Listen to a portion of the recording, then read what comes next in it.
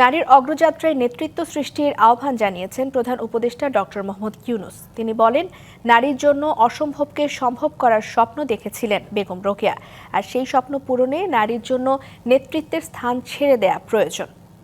সকালে রাজধানীর ওসমানী স্মৃতি মিলনায়তনে রোকেয়া দিবস উপলক্ষে বেগম রোকেয়া পদক 2025 বিতরণ অনুষ্ঠানে কথা বলেন তিনি।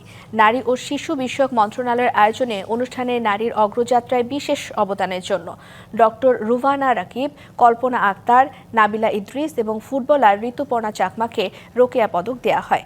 বেগম রোকেয়ার জন্ম ও মৃত্যু দিনের এই আয়োজনে প্রধান উপদেষ্টা আরও বলেন, রোকেয়া সাখাওয়াত হোসেনের স্বপ্ন ছিল সমাজের নারী পুরুষ সমান মর্যাদা আর অধিকার নিয়ে বাঁচবে, আর সেই স্বপ্নের কথাই তিনি লিখে গেছেন তার গল্প উপন্যাস প্রবন্ধে।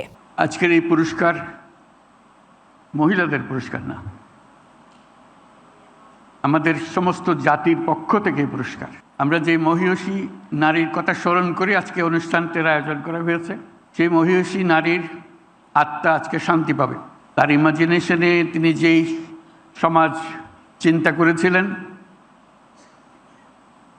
আজকে যারা পুরস্কার পেল তারা সেই সমাজ নির্মাণের পাথেও আমাদেরকে দিচ্ছে। নতুন এবং ফিরে আসা গ্রাহকদের জন্য নগদে চলছে ক্যাশব্যাক সহ প্রতিদিন হাজারো উপহার জেতার সুযোগ। হবে আশা আর ফেরা, সারপ্রাইজ সেরা।